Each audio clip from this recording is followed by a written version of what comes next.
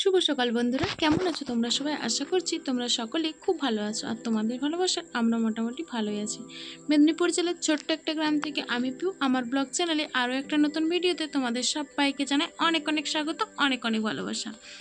আজকে আমি কোনো ব্লগ ভিডিও নিয়ে আসিনি, আজকে একটা রেসিপি ভিডিও নিয়ে এসেছি। আমিও এই রেসিপিটা প্রথমবার ট্রাই করলাম নিজের ভাবনা থেকে, নিজের মন থেকে, তো সেটাই তোমাদের সাথে শেয়ার করতে এলাম।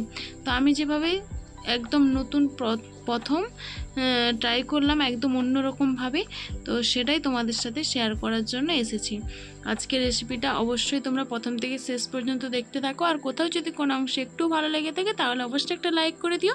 আর আমার চ্যানেলে যদি কেউ নতুন এসে থাকো তাহলে চ্যানেলটি সাবস্ক্রাইব করে আমার এই ছোট্ট পরিবারের এক নতুন সদস্য হয়ে আমার পাশে থেকেছিও। তো আজকে আমি বানাবো আলু কলাইয়ের এই অসাধারণ রেসিপি।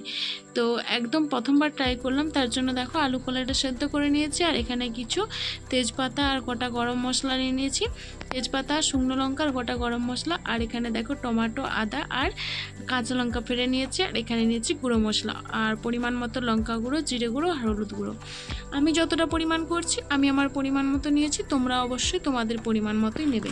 আর আজকে রেসিপিটা করছি সম্পূর্ণ নিরামিষ, জানো তো বন্ধুরা, একদম সম্পূর্ণ নিরামিষ রেসিপি। তো এই জন্য আমি আরও অন্যরকমভাবে করার চেষ্টা করলাম, যেহেতু নিরামিষ স্বাদ কেমন কি হবে না হবে, তো যার জন্য একটু নিজের মন থেকে অন্যরকমভাবে বানানোর চেষ্টা করলাম, যাতে একটু স্বাদটা ভালো হয় আর সবাই ভালোভাবে খেতেও পারে। তো এখন দেখো কড়াইতে তেল দিয়ে দিয়েছি আর অল্প পরিমাণ চিনি দিয়ে দিয়েছি যাতে কালারটা ভালো আসে। এরপর আমি তেজপাতা, শুকনো লঙ্কা আর পরিমাণ মতো গোটা গরম মশলাটা দিয়ে দিলাম। এখানে আমি দিয়েছি লবঙ্গ আর দারচিনি, এলাচ। তো এই ছিল গোটা মশলা, গোটা গরম মশলাটা। আর এরপর আমি দেখো আদা আর কাঁচা লঙ্কাটাও তেলের মধ্যে দিয়ে দিলাম। এবার আমি আদা কাঁচা লঙ্কাটা অল্প পরিমাণ ভেজে নেব, ভেজে নিয়ে আবার এর মধ্যে মশলাটা দেবো। তোমরা অবশ্যই দেখতে থাকো পুরো ভিডিওটা। আর আমার এই ভিডিওটা কেমন লাগলো অবশ্যই তোমাদের সুন্দর সুন্দর মতামতগুলো আমার কমেন্ট বক্সে কমেন্ট করে জানিও, আমার এই নতুন ধরনের আইডিয়াটা কেমন লাগলো। তো আমি এখন দেখো আদাটা ভেজে নিয়ে টমেটোটাও তেলের মধ্যে দিয়ে দিলাম, যাতে টমেটোটা ভালোভাবে গোলা হয়ে যায়। তেলের মধ্যে টমেটোটা তুলে দিলে না একটু ভালোভাবে গোলা হয়ে যায়। তো এই প্রথমবার এই নতুনভাবে একটু অন্যরকমভাবে ট্রাই করে যে এতটা এই প্রথমবার ট্রাই করে যে এত নাম্বার পাবো আমি ভাবতেও পারিনি। এই তরকারিটা কিন্তু খেয়ে সবাই বলেছে খুবই সুন্দর হয়েছে, খুব সুন্দর হয়েছে সবাই বলেছে। আর জানো তো আজকে আমাদের মাঠে, আজ আমাদের বৃহস্পতিবার তো আমরা নিরামিষ করি, আর বৃহস্পতিবার এই মেনুটা বানিয়েছিলাম। আর মাঠে লেগেছিল 8 জন লেবার লেগেছিল মাঠে ধান রুইতে। তো তাদের জন্য তারা বলেছে আলু কলাইয়ের তরকারি খাবে। তো আমাদের যেহেতু নিরামিষ রান্না করি, বৃহস্পতিবার আমিষ রান্না করি না, তো কিভাবে কি রান্না করব? আলু মাখতে গেলেও তো পেঁয়াজ লঙ্কা দিতে হবে। তো যার জন্য ভাবলাম ঠিক আছে এইভাবেই ঝোল করি। তো অতগুলো মানুষ যেহেতু খাবে, স্বাদটা তো একটু ভালো মতো হতে হবে, বলো, বাইরের মানুষ খাবে। তো যার জন্য মন থেকে কিভাবে রাঁধবো, কেমন কি টেস্ট হবে ভেবে ভেবে এইভাবে করলাম। তো দেখো এখন আমি এর মধ্যে গুঁড়ো মশলাটা দিয়ে দিলাম, যেগুলো রেখেছিলাম, পরিমাণ মতো লঙ্কা গুঁড়ো, হলুদ গুঁড়ো আর জিরে গুঁড়ো, জল দিয়ে ভালোভাবে গুলিয়ে নিয়ে এখন আমি দেখো তেলের মধ্যে তুলে দিয়েছি।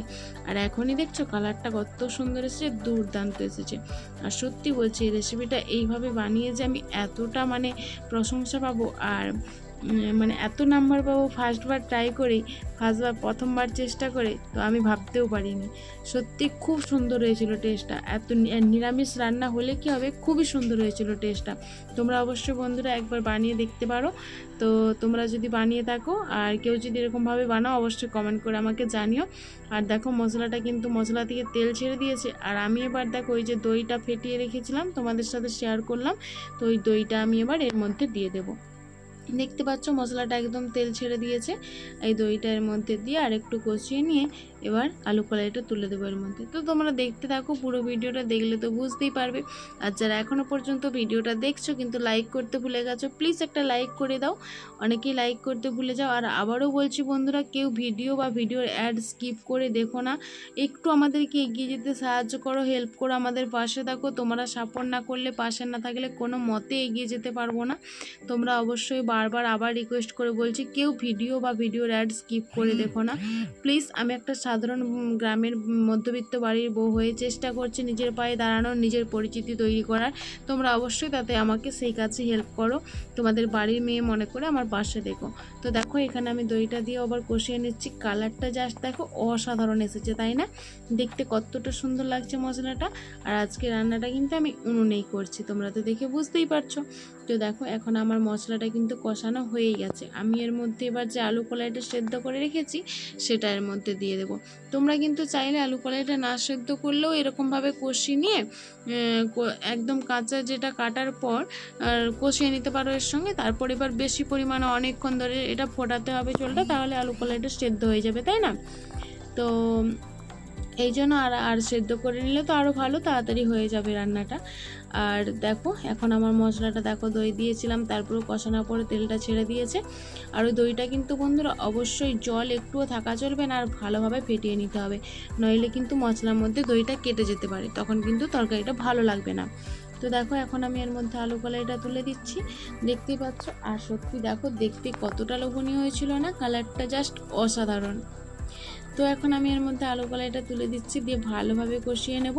আর তোমরা যদি কেউ এই প্রসেসে রান্না করে থাকো তাহলে কিন্তু আমাকে জানিও। আমি কিন্তু এই প্রথমবার ট্রাই করলাম, এইরকমভাবে রান্না কিন্তু করিনি, তো এই প্রথমবার ট্রাই করলাম, সেটাই তোমাদের সাথে যেহেতু ভাবলাম আইডিয়াটা নিলাম মাথার মধ্যে, সেহেতু ভাবলাম যে ভিডিওটা করে নিই, বন্ধুদের সাথে শেয়ার করব। তোমরা যদি কেউ এইভাবে রান্না করে থাকো আমাকে অবশ্যই জানিও। আর এখানে আমি এক হাতে ফোনটা ধরেছিলাম আর এক হাতে রান্না করছিলাম, সেই জন্য দেখো একটু হয়তো এদিক ওদিক হয়েছে, তোমরা একটু অ্যাডজাস্ট করে নিও। তো দেখো এখন আমি ভালোভাবে কষিয়ে নিচ্ছি কড়াইটার মধ্যে, আর তোমরা অবশ্যই সাথে থাকো, দেখতে থাকো। তোমাদের সুন্দর সুন্দর মতামতগুলো অবশ্যই কমেন্ট করে আমাকে জানিও, কমেন্ট বক্সে কমেন্ট করে। আর কি বলো তো, তোমাদের এই সুন্দর সুন্দর কমেন্টগুলো পড়তে কিন্তু আমার খুবই ভালো লাগে, খুব ভালো লাগে। আর তোমরা যারা যারা আমাকে সাপোর্ট করছো, কমেন্ট করছো, তোমরা খুবই সুন্দর সুন্দর কমেন্টই করছো। তো অবশ্যই তোমাদের কমেন্টগুলো তোমরা এইভাবেই করতে থাকো, আর এইভাবে আমার পাশে থাকো। আর আরেকটা সুমি বোন বলে এক বোন আমার কাছে, যে আমি একদিনে ভিডিও ছেড়েছিলাম সুজির পিঠে বানিয়েছিলাম, সেটা সুমি বোন জানতে চেয়েছে যে কিভাবে করেছো। তো সেটা তো এইভাবে বলা সম্ভব নয় কিভাবে করেছো, আমি অবশ্যই চেষ্টা করব ওই যেভাবে বানিয়েছিলাম সেই রেসিপিটা তুলে ধরার। আর বোন যেহেতু আমার সব ভিডিওগুলোই দেখে, সেহেতু বোন তো দেখতেই পারবে, বুঝতেও পারবে। তো বোন তোমাকে আমি জানিয়ে দিলাম সুমি বোন, আমি অবশ্যই চেষ্টা করব খুব তাড়াতাড়ি ওই রেসিপিটা নিয়ে আসার, কারণ এখন তো আমাদের বাড়িতে ধান রোয়া হচ্ছে, চাষের কাজ হচ্ছে, এই জন্য পারছি না। তো অবশ্যই ভিডিওটা নিয়ে আসবো, তুমি তো সাথে আছোই, দেখতে পাবে। তুমি যেদিনকে কমেন্ট করেছো সেদিন থেকেই ভেবেছি অবশ্যই আমার ভিডিওটা দেওয়া উচিত। তো দেখো ঝোলটা এখন মানে কষিয়ে নিয়ে জল দিয়ে দিয়েছি, ঝোলটা ফুটতে আরম্ভ করে দিয়েছে। এদিকে আমার দেখো তরকারি একদম রেডি। তো যারা যারা এতক্ষণ পর্যন্ত আমার ভিডিওটার সাথে ছিল সবাইকে অনেক অনেক ভালোবাসা, অসংখ্য ধন্যবাদ। তোমরা এভাবে আমার পাশে দেখো, নতুন পুরাতন উভয় বন্ধুদেরকেই বলছি তোমাদেরকে অনেক অনেক ভালোবাসা। তোমরা যেভাবে সাপোর্ট করছো, পাশে আছো, আরও বেশি করে সাপোর্ট করো, পাশে দেখো। আর আমার ভিডিওগুলো তোমাদের আত্মীয় স্বজন বন্ধুবান্ধবদের মধ্যে একটু শেয়ার করে দিও, তাতে আমার অনেকটা উপকার হবে। তোমাদের একটা লাইক কমেন্ট শেয়ার আমাদেরকে অনেক দূর এগিয়ে যেতে সাহায্য করবে। তো চলো আজকের মতো ভিডিওটা এখানেই শেষ করছি। টাটা, সবাই ভালো থেকো, সুস্থ থেকো, আবার দেখা হবে আগামীকাল আবার একটা নতুন ভিডিওর সাথে।